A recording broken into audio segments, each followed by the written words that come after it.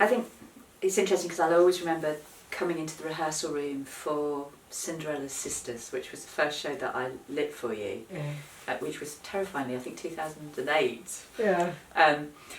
And being aware, walking in the room of being aware for the first time of the dual language thing. So being for the first time, it was the first time I'd been in a rehearsal space with deaf performers and with interpreters. And I think straight away, that was one of the factors I thought, this has to be seen. So the signing has to be seen. So I think straight away, that was a factor which perhaps had not been high on my priority list for other shows, but that became something that we talked about and that we kind of worked into all the different shows. And in some ways it's integral and was so central to everything you did. And in other ways, from a lighting point of view, it's not that complicated. It just meant that visibility needed to be good, and visibility needs to be good for the storytelling anyway. But I suppose, and perhaps I wasn't always, I may still have been guilty of perhaps a bit too much shadow, because as soon as you start to put dimension into something, you get shadow. But so I suppose something as simple as that became something in the middle. But again, even though we were looking at that, what we never wanted to do, and what you as a company, and you were always so really clear about, was that you didn't want to compromise aesthetic and production values. For access needed to be part of that picture as much as everything else was. And so again, I think, we looked at visibility and perhaps looked at using kind of cleaner light, but again, that's something that I like to do for family shows and for shows where you don't want to muddy things up. You want it to be really the storytelling to be really clear.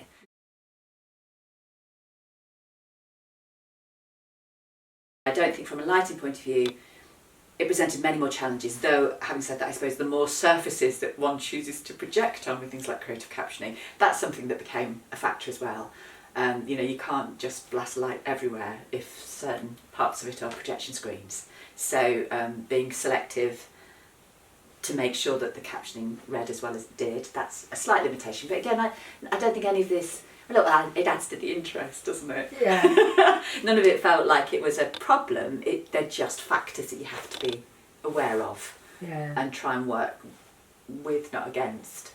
There's no point in trying to fight that. And it was always great to have the interpreters saying, no, I can't see that. Again, it's another direction in a way, isn't it? You would be looking at it with your director's eyes, with your writer's eyes, and then you'd have Karen or whoever was working with you from an interpreter's point of view going, actually, I'm missing that because they're in the dark or they're in the shadow.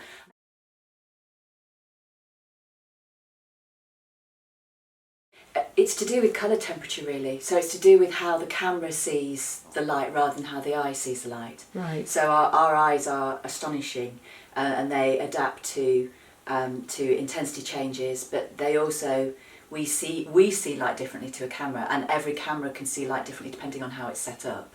So yeah, I think that relationship then with working with whoever's looking after the filming of it, so somebody like James Cook, who's he's a great collaborator, but you need to be, certainly for the last two shows, for the last show we did it, I was trying to watch the monitor as much as I was watching the stage, which is not my natural environment. I watched the stage, and also it was really, each monitor looked slightly different, so it was like, which monitor is it actually going to look like?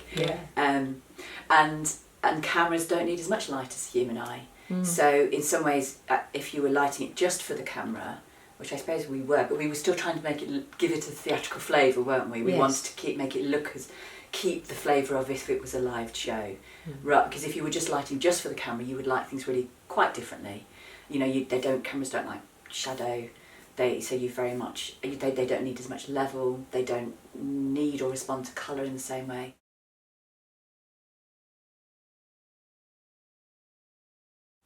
I think probably linked to technology again. I think one's forced to adapt and change because the equipment around you adapts and changes. Expectation is perhaps the other thing as well. I think both audiences and producers, directors, everyone's expectations are a lot higher of lighting than they used to be. Lighting is still a relatively young discipline. Before the 1960s, it was just illumination. So relatively speaking, from a design point of view, it's quite new. And in that period, especially in the last 20 years, the technology is leading and pushing all the time, which is great because it means the technology is filtered down as ever. It starts in the rock and roll industry, the commercial world, starts with the money, and then it filters its way down to the grassroots work, the kind of work that we do. But it does affect what you do, and one hopes in a good way. You know, we'll mourn the loss of tungsten when they finally make us stop using it completely. But so I suppose that's not just technology; it's also changes to the world, isn't it? Ecology that's changing the tools that we have, and it makes a difference in lots of. But it makes a direct difference to lighting because your instruments change, the parameters of what you can achieve change.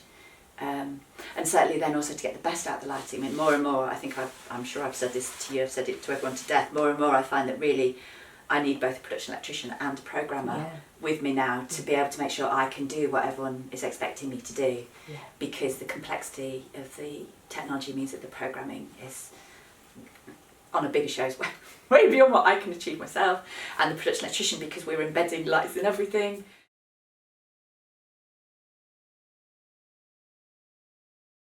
You're part of a team.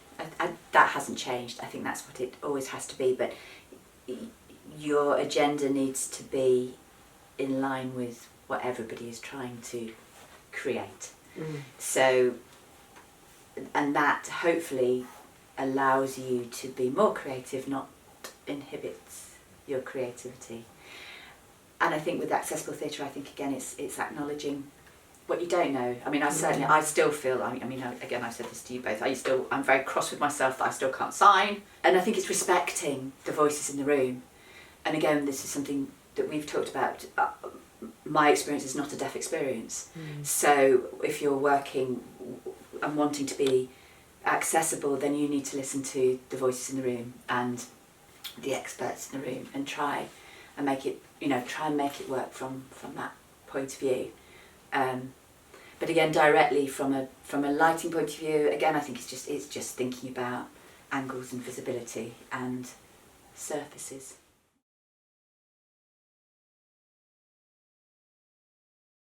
I think part of me thinks that there is always a cycle. There will always, no matter how brilliant television and film and remote forms of entertainment are, there is nothing that substitutes being in that room, is there? And I still really believe that that's especially precious when you're little, for little ones to experience that. So I think there will always be, it's a bit like 1984, isn't it? I think there'll always be people who want the books. There will always be, it will keep coming back. But there's, don't want to get political, but there is fundamental problems with the funding of it. Yes. And now the staffing. On top of everything else. So as ever, you kind of make it art in the face of all of these, all of these issues, aren't you? Yes. And you plough on knowing that they're all there. But I think there has to be a future. And I'm working at the moment with two companies who are run by women who are younger, a good deal younger than me, and they still believe in that. And still want to do that work. So that's why we have to put our faith. Not that those of us who are slightly older can't also do it. But yeah, I hope it has a future. I think it has a future. I think in some ways small scale might come back. It feels like the mid scale is the most challenging at the moment in some ways. Whereas small scale is so adaptable, isn't it? Yes. You've always been able to you know how much your work has changed on the fly. Yes. Because you're small and contained and can fit in a van. Well, sometimes if the set's not too big. If Laura hasn't that doesn't change either. Sorry, just putting it out there. Saw the van pack the other day for another show and I went, oh, okay, that doesn't fit either. So, brilliant. Is there anything we haven't asked you that we should have? Probably about access to work or something like that. Don't mention the war. No. Again, as I say, I think when I see what is funded now for work to be done with access and what I know you guys achieved with very little funding and just the two of you, I just have nothing but admiration for the work that you did. Oh, thanks. Thank Alex. you. That's just because we bought you a cake. Yeah.